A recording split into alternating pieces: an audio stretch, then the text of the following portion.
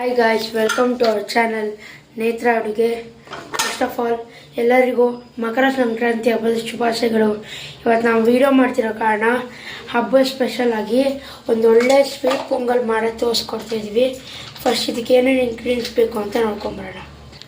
ತುಪ್ಪ, ಗೋಡಂಬಿ, ದ್ರಾಕ್ಷಿ, ಬಾದಾಮಿ ಕಾಯಿ, ಬೆಲ್ಲ ಪಾಕ ಮಾಡಿಟ್ಕೊಂಡಿದ್ದೀನಿ. ಒಂದು ಹೆಸರು ಬೇಳೆ, ಅರ್ಧ ಲೋಟ ಹೆಸರು ಬೇಳೆ ಬೇಯಿಸಿಟ್ಕೊಂಡಿದ್ದೀನಿ. ಬೇಯಿಸ್ಕೊಂಡು ಸ್ವಲ್ಪ ಇಟ್ಕೊಂಡಿದ್ದೀನಿ. ಫಸ್ಟ್ ಹೆಂಗೆ ಮಾಡೋದಂತ ನೋಡ್ಕೊಂಡು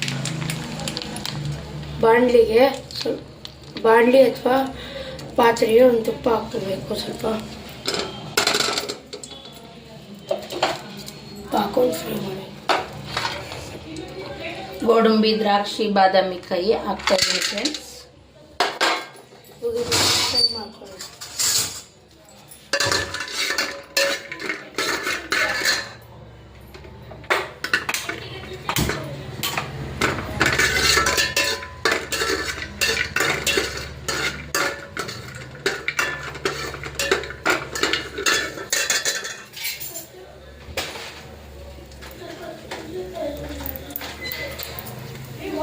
ಒಂದು ಏಲಕ್ಕಿ ಹಾಕೋಣ, ಅದ್ರ ಜೊತೆಯಲ್ಲಿ ಚೆನ್ನಾಗಿರುತ್ತೆ. ಸಿಮ್ಮಲ್ಲಿ ಇಟ್ಕೊಂಡು ಏಲಕ್ಕಿ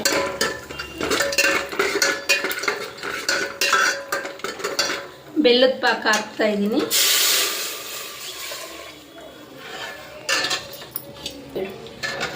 ಬೆಲ್ಲದ ಪಾಕ ಮಾಡಿ ಹಾಕ್ಕೊಂಡಿದ್ದೀನಿ.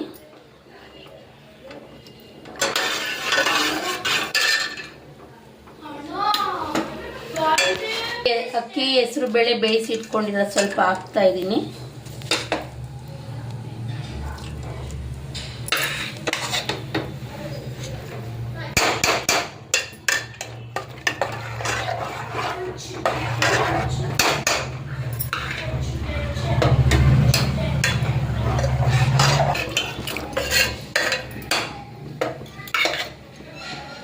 ಉಳಿದಿರೋದನ್ನು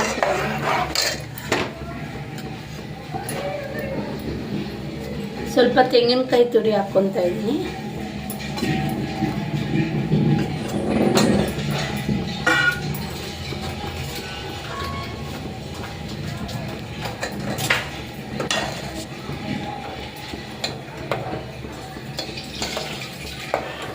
ಒಂದು ಇಂಗ್ರೀಡಿಯೆಂಟ್ ಹೇಳೋದು ಮಾಡ್ತಿದ್ವಿ.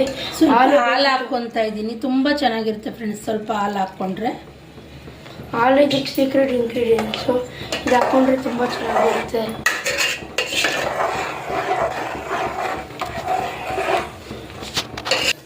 ಅದು ಸ್ವಲ್ಪ ಬೇಯಬೇಕು. ಅದಕ್ಕೆ ಸ್ವಲ್ಪ ಬೇಗ ಬಿಡೋಣ. ನೋಡೋಣ ಫ್ರೆಂಡ್ಸ್, ಒಂದು 2 to 3 ಮಿನಿಟ್ಸ್ ಕಾಯಬೇಕಿದೆ. ಆಗಿದೆ. ಇವಾಗ ದೇವರಿಗೆ ನೈವೇದ್ಯ ಮಾಡೋಕ್ಕಂತ ನಾನು ಒಂದು ಬೌಲಲ್ಲಿ ಹಾಕ್ಕೊತಾ ಇದ್ದೀನಿ.